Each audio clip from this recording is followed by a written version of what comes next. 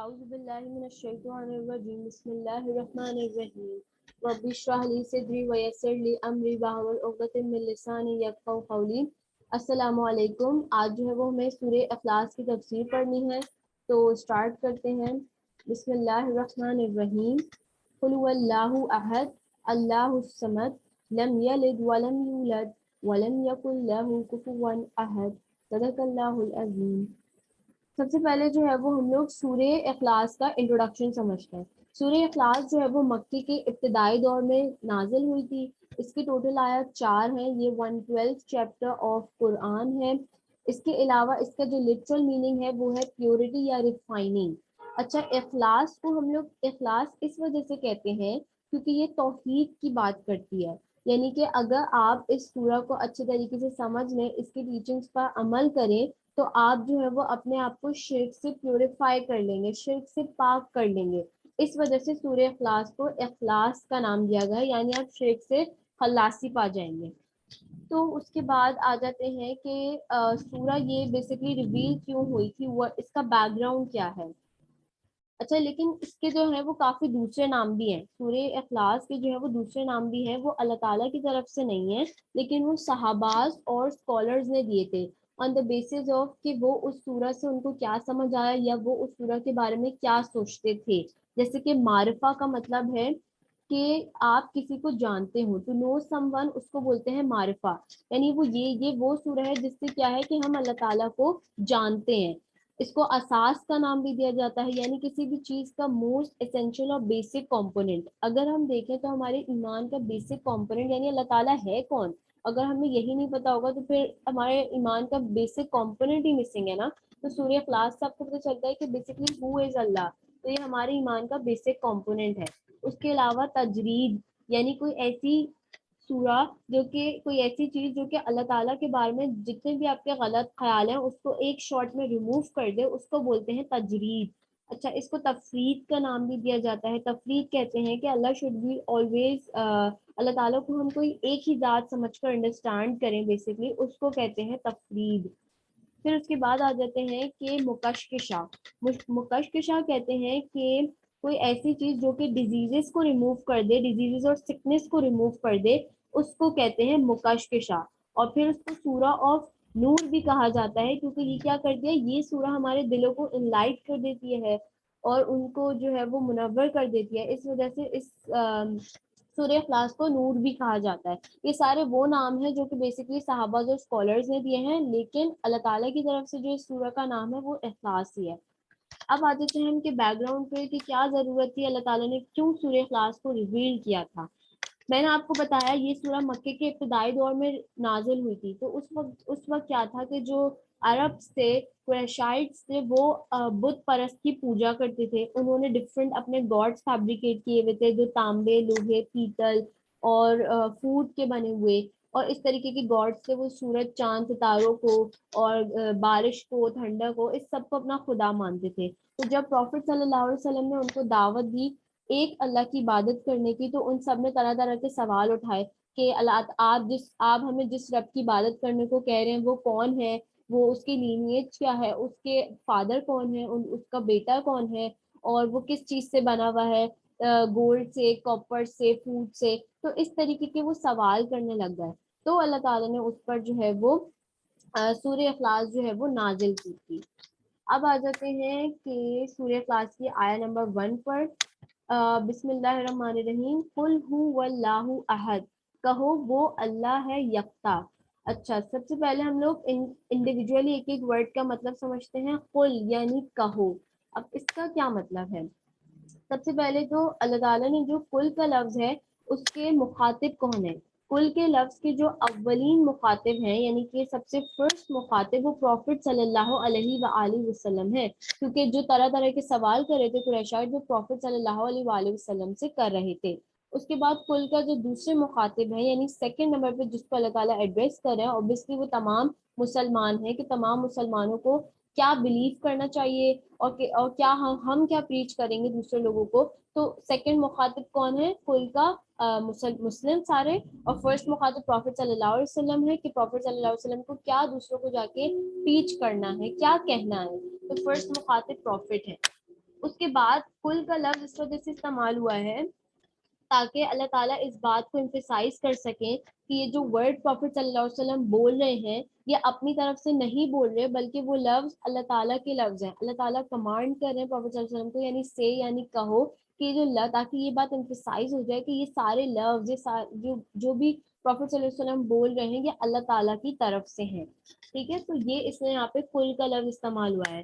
اب ہوا کا لفظ جو ہے وہ کیا ڈسکرائب کرے؟ ہوا کا لفظ جو اس سورہ میں استعمال ہوا ہے وہ اللہ تعالیٰ کی گریٹنس کو ڈسکرائب کرنے کے لیے یوز ہوا ہے, قل ہوا.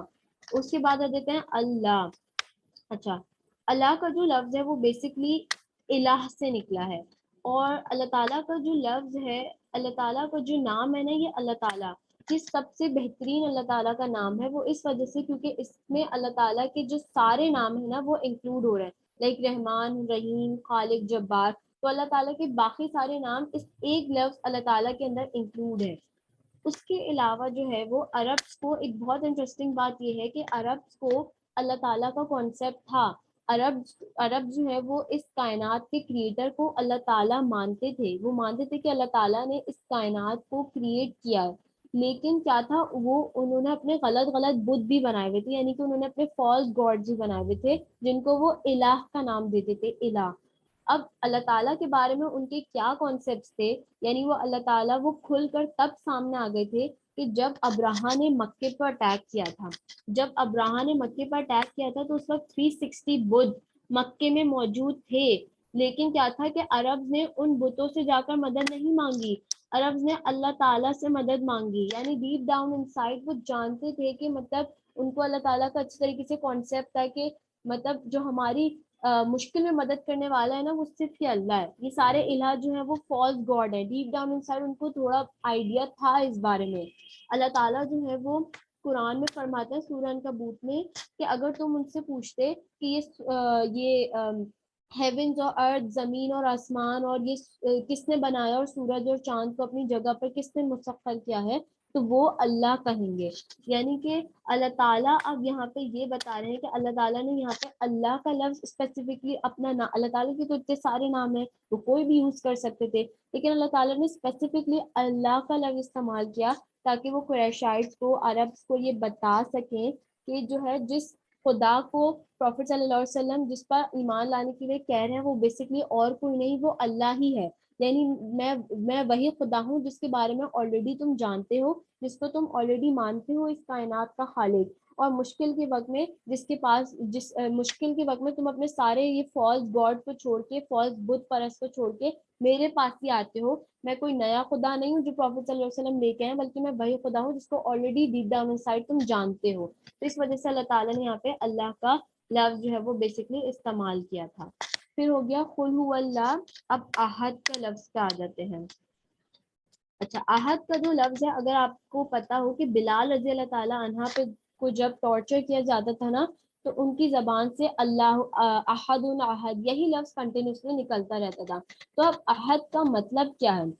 دیکھیں, احد کا مطلب ہوتا ہے کوئی ایسا جو کہ ایک ہو اور اس کا کوئی سیکنڈ پاسبل نہ ہو, اس جیسا کوئی دوسرا پاسبل نہ ہو. لیکن ایک بہت انٹرسٹنگ بات یہ ہے کہ واحد اور احد میں فرق کیا ہے پھر؟ قرآن واحد کا بھی مطلب یہی ہوتا ہے نا کہ ایک, کوئی بھی ایسا جو ایک ہو اور سب سے پہلے آتا ہو اس کو بھی واحد کہتے ہیں, اور احد بھی یہی ہے.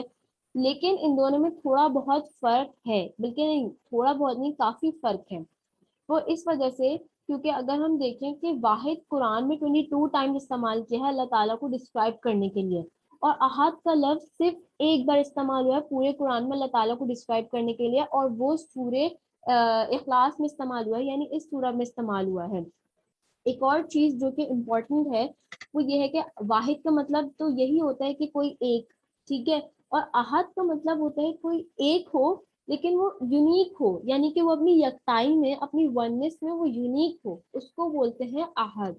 واحد کا جو لفظ ہوتا ہے نا وہ عربک لینگویج میں جو ہے وہ پازیٹیو سینس میں استعمال ہوتا ہے, لیکن احد کا لفظ جو ہے وہ نیگیٹو سینس میں استعمال ہوتا ہے. اس کی میں آپ لوگ کو ایک ایگزامپل دیتی ہوں.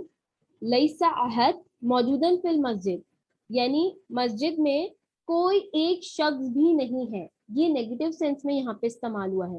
اب اگر میں احد کو ریپلیس کر دوں واحد سے، یعنی لیسا واحد موجودن فی المسجد، یعنی مسجد میں کوئی ایک شخص نہیں ہے لیکن پاسبلٹی ہے 2 3 4 5 شخص موجود ہوں.